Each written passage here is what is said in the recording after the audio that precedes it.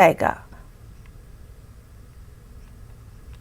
ایک اور اہم خبر، مسجد اقصی میں فلسطینیوں اور اسرائیلی فورسز کے درمیان ہونے والی تازہ جھڑپوں میں زخمیوں کی تعداد میں اضافہ ہو گیا ہے۔ گزشتہ روز ہوئی جھڑپ کے بعد زخمی ہونے والوں کی تعداد 205 تک جا پہنچی ہے، جبکہ اسرائیلی پولیس کے 17 اہلکاروں کے زخمی ہونے کی اطلاع ہے۔ یہ تصادم اس دن ہوا جب ہزاروں فلسطینی مسلمان لیلۃ القدر کے موقع پر مسجد اقصی میں عبادت کے لیے جمع ہو رہے تھے۔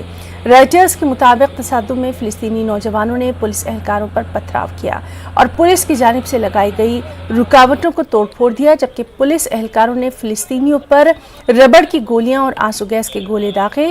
یہ جھڑپیں ایک ایسے وقت ہوئیں جب شیخ جرح کے علاقے سے متعدد فلسطینی خاندانوں کو طویل مدت سے جاری عدالتی کیس کے سبب اپنے گھر خالی کرنے پڑیں گے۔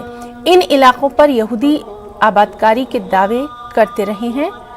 اسرائیل کی سپریم کورٹ اس معاملے پر پیر کو ایک معاملے کی سماعت بھی کر رہی ہے۔ وہیں مڈل ایسٹ کوارٹر، امریکہ، روس، یورپی یونین اور اقوام متحدہ نے جاری کشیدگی پر گہری تشویش کا اظہار کیا ہے۔ یروشلم کے پرانے شہر میں واقع مسجد اقصی نہ صرف مسلمانوں کے لیے سب سے قابل احترام مقامات میں سے ایک ہے، بلکہ یہودیوں کے لیے بھی یہاں مقدس مقام بھی ہے، جسے ٹیمپل ماؤنٹ کے نام سے جانا جاتا ہے۔ افغانستان کے دارالحکومت کابل میں سنیچر کے روز ایک